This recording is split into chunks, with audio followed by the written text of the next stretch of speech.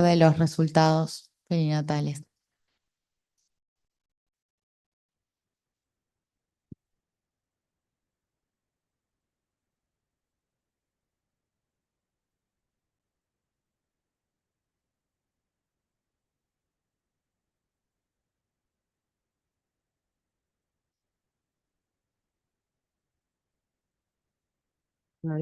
Hola, buenos días, ¿cómo están? Bueno, en honor al tiempo voy a tratar de ser rápida y concisa. Yo tenía que hablar de los resultados perinatales de pacientes con cardiopatías congénitas. Ustedes, ¿no?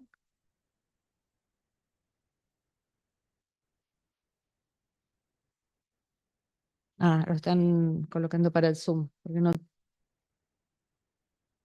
para el Zoom debe ser. Sí, ahí va.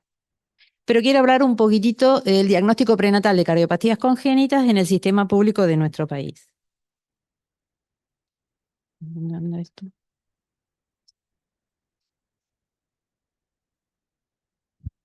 Ahí está. A ver Durante el año 2022 hubo cerca de 500.000 nacidos vivos y la tasa de mortalidad perinatal para ese año fue del 11%. Como pueden ver en el cuadro, la tasa de mortalidad infantil viene bajando, pero la tasa de mortalidad perinatal se mantiene en el mismo porcentaje. ¿Y qué es la mortalidad perinatal? Son las muertes atribuibles a eventos obstétricos, ¿sí? Los mortinatos mayores de 22 semanas y los neonatos en la primera semana de vida. Esto es un indicador que refleja la calidad de atención tanto obstétrica como pediátrica que tenemos disponible en el país. Y esto nos proporciona información para mejorar el estado de salud tanto de las embarazadas como de los recién nacidos. Esa información permite identificar problemas, seguir las tendencias, porque nuestro país es muy grande y muy dispar, y evaluar cambios en las políticas y salud pública para mejorar esto. Entonces, para ese año las malformaciones congénitas fueron de alrededor del 78% y se concentraron un 78% de las muertes de menores de un año y 35% de esas muertes fueron por cardiopatías congénitas. El 62% de esas muertes se clasificaron como reducibles. Y se llama muertes reducibles aquellas causas cuya frecuencia puede disminuirse en función del conocimiento científico actual que tenemos, así que clasificarlos de esa manera permite detectar problemas, sustentar la toma de decisiones y guiar actividades para facilitar la instrumentación de medidas adecuadas. A ver.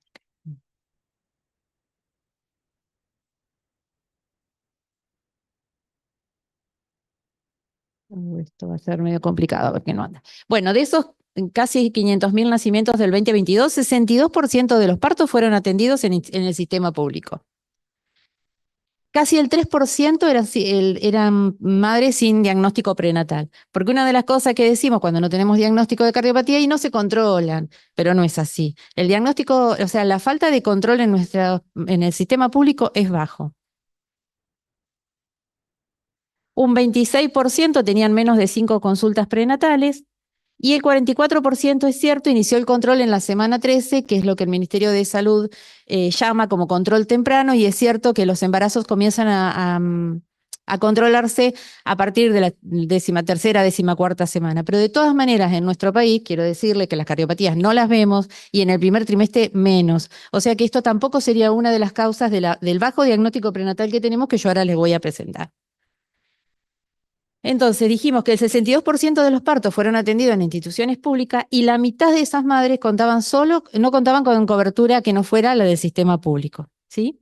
Las regiones del norte tenían más cobertura del Estado que en algunas otras partes. Seguimos diciendo, es muy dispar el país, muy dispar entre las provincias.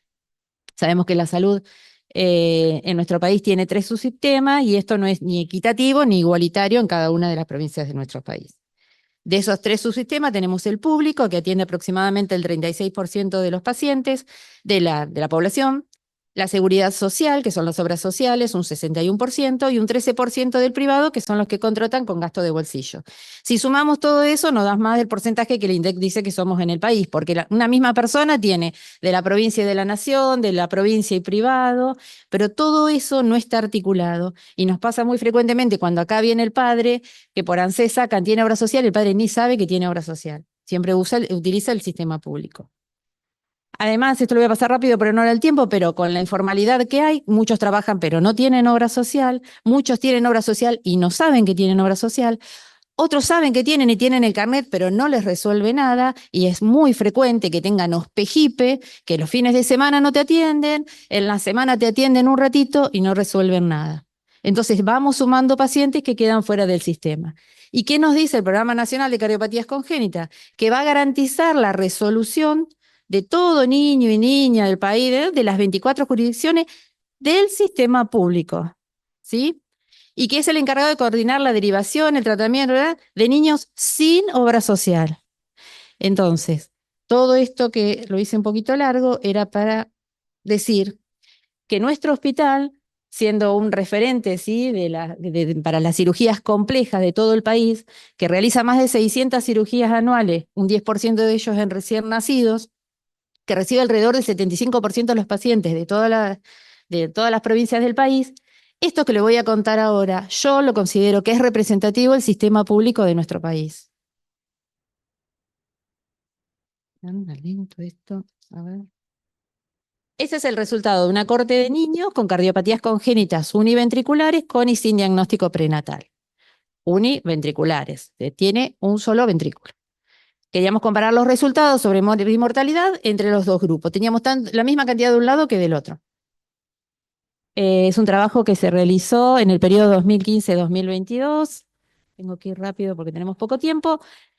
Cuando comparamos, fíjense que teníamos 52% de diagnóstico prenatal, 48% sin diagnóstico, bastante parecido. O sea, la mitad tenían diagnóstico. Solo dio significancia estadística en los días de vida al ingreso, porque cuando sabíamos el diagnóstico podían ingresar rápidamente, y en el número de cesárea, que esto no está tan bueno, pero por logística, cuando sabemos que un paciente tiene un diagnóstico prenatal, termina haciéndose la cesárea en la maternidad donde van a ser temprano para que pueda ser derivado en tiempo y forma. No, fui al revés. En cuanto a las morbilidades en UCIN, también evaluamos, pero no encontramos significancia estadística entre los dos grupos. Lo único que podemos ver es que los pacientes que tenían diagnóstico prenatal, que son la línea roja, finalmente al año de vida fallecían en la misma cantidad que los que no tenían diagnóstico prenatal, pero los que no tenían diagnóstico prenatal no se iban de alta, fallecían al alta. O sea que esos pacientes han estado mucho más graves que estos que tuvieron la posibilidad de irse, reinternarse, volver a operarse, tal vez el Glenn, y finalmente terminar falleciendo. Pero bueno, para ese dato hay que hacer un prospectivo. Y estos son los ingresos por año por diagnóstico prenatal y sin diagnóstico prenatal, y es un 52% los pacientes que tenían diagnóstico prenatal con cardiopatías univentriculares. Así que bueno, con este trabajo concluimos que el diagnóstico era muy bajo, no pudimos encontrar diferencias, bueno, son patologías muy graves y a lo mejor, por más que tuviera diagnóstico prenatal, son las patologías que por su gravedad tienen una alta mortalidad. Nosotros consideramos el diagnóstico prenatal permite garantizar el asesoramiento a los padres, el transporte intraútero y planificar el parto en el lugar adecuado. Entonces dije, bueno, está bien, las univentriculares no tienen buena evolución independientemente de que dónde nazca, cómo le hagamos, qué sé yo, pero con los traspuestos me va a ir mejor, porque en este hospital las transposiciones tienen una sobrevida a la cirugía mayor del 98%. Ahí me tiene que ir mejor, porque además está demostrado, y hay paper donde cuando hacen el diagnóstico prenatal en las transposiciones, tienen mejor sobrevida, tienen una mejor evolución. Vamos a ver cómo nos va. Morbimortalidad comparando una corte. A ver, ¿qué me pasó? Ingresaron del 2015 al 2022, 129 transposiciones, 7% de diagnóstico prenatal. Y bueno, no las voy a comparar todas porque acá hay doble salida, Tausin, BIN, hagámoslo simple, bajemos el número, vamos a ver cómo nos va. 76 transpuestos simple, 8% de diagnóstico prenatal. Bueno, ahí comparé nada, los días de vida del ingreso es lo único que nos da porque sabemos que nace y que consigue el lugar, a los otros les cuesta más. Tampoco puedo comparar 6 contra 70, no va a dar nada. Pero miren esto, y esto es interesante y quiero que... Casi un cuarto de la población se fue de alta, se fue de internación conjunta a su casa. A ver. Ellos reingresaron con una mediana de 14 días de vida. Ay, Dios. la mitad de ellos se internaron en 3 instituciones antes de llegar al tratamiento quirúrgico. Esto es lo que tenemos que corregir, esto es lo que pasa, porque además después le corregimos la transposición, tienen una sobrevida del 95, 90%, si tiene, pero pueden quedar con insuficiencia renal porque se chocaron y estuvieron en anuria 3 días, tienen otras complicaciones, ni hablemos del desarrollo neurológico, entonces a eso es lo que tenemos que apuntar. Cuando comparamos, bueno, como es tan chiquita de un lado una rama, no dio nada. Esos son los ingresos. Miren, en el 2020, está bien que es la pandemia, a mí no me van a decir que en el 2020 no nacieron traspuestos. No llegó, ninguno se diagnosticó. A ver, si miramos el vaso medio lleno, de la nada en el 2015 llegamos a un 22% en 2022. Pero bueno, estas cardiopatías se detectan en el mundo cercano al 50%. Bueno, nada, nos dio bajo, lo que decimos lo mismo. Rápidamente les cuento esto de que el otro día me preguntaron, de las cardiopatías de las univentriculares. Esta es la evolución a los 2 años de vida. Eh, Estas eran todos con diagnóstico prenatal, 24 pacientes que sobrevivieron a los 2 años. eh, 22, o sea que tenían una buena sobrevida, pero si tenemos en cuenta la sobrevida a los 6 años, ya bajaba a 70.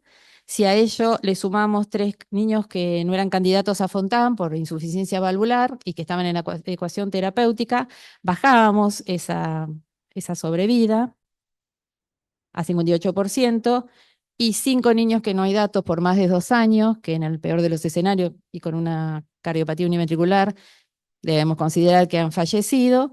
Entonces, esta población, que nosotros tenemos mucho, porque en otro trabajo que hice tenemos 129 en un periodo de 5 años, cardiopatías univentriculares, sobreviven un tercio de la población. Entonces, como dice Eugenia, tenemos que mirar mejor a quienes intervenimos. Bueno, esta era la cantidad que eran y cómo llegaron, cómo crecieron en ese trabajo a los 2 años. Quiero avanzar un poquito para contar entonces que nuestro hospital, desde el año 2008, tenemos un programa de diagnóstico y tratamiento fetal, que nuestro objetivo era hacer la cesárea acá, programar la cesárea acá, ¿sí? Como para optimizar el traslado intraútero y que naciera en el centro de tercer nivel donde tenía que nacer la patología seleccionada. En el 2012 se empezaron a hacer las cesáreas acá, en el 2015 ya hicimos la cesárea y dejamos la madre internada acá. Y todo esto es para contarle, ya llevamos más de 170 cesáreas, que cuando viene la mamá, ingresa al hospital, va a lo que es nuestra sala de recuperación, donde en la parte de atrás está la habitación para las madres, se interna, de ahí se traslada el quirófano dentro de neo, o sea que el bebé nace a pocos metros de donde va a ser tratado, la madre regresa a internarse de nuevo y a la tarde, ya un poco más recuperada, con la faja y en silla de rueda, puede ir a visitar a su bebé. A ver si. Y entonces tenemos las cardiopatías ductus dependientes, que son las que a veces se diagnostican, pocas pero se diagnostican, y aún diagnosticada, como nacen en el lugar, en el hospital que le tocó, donde lo diagnosticaron, llegan en malas condiciones. Así que a partir de ahora, estos pacientes van a empezar a nacer acá. Se van a nacer en el lugar donde se van a tratar. Todas las cardiopatías ductus dependientes, la idea es hacerlas nacer acá. Así pueden estar cerca de su mamá. Muchos de estos pacientes vos le pones prostaglandina y están estables. La mamá lo puede tener a UPA, puede estar cerca, y vamos a evitar todo esto del traslado y de la descompensación que a veces sufren en las otras instituciones. Todo el que tenga una cardiopatía la puede enviar porque van a nacer acá, así como hace mucho que están naciendo las hernias diafragmáticas, ahora van a nacer las cardiopatías ductus dependientes. Si me preguntan cómo estamos con el diagnóstico actual, porque estos eran datos un poco viejos, hasta agosto ingresaron 28 pacientes, 9 tenían diagnóstico prenatal, 32%. Sigue siendo bajo y además estamos cazando dentro del zoológico, porque nosotros acá tenemos un programa de tratamiento fetal y además nos derivan con el sistema que contó Eugenia, la gestante ya tiene esta institución asignada. Pero esto en una tesis, los resultados de una tesis de maestría del 2021 al 2022 se encuestaron 1.136 padres con hijos operados de cardiopatías congénitas acá en el hospital, que está abarcado todo el país. Por supuesto, hay mayores encuestas de provincia de Buenos Aires, porque más del 60% de la población vive en provincia de Buenos Aires, pero todas las provincias están encuestadas, y el diagnóstico prenatal, como dice Eugenia, es 16% en todo el país de todo nuestro curso. Bueno, gracias.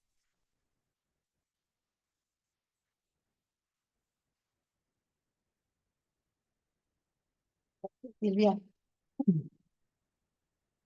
Tenemos, bueno, para que ahora tengo dos.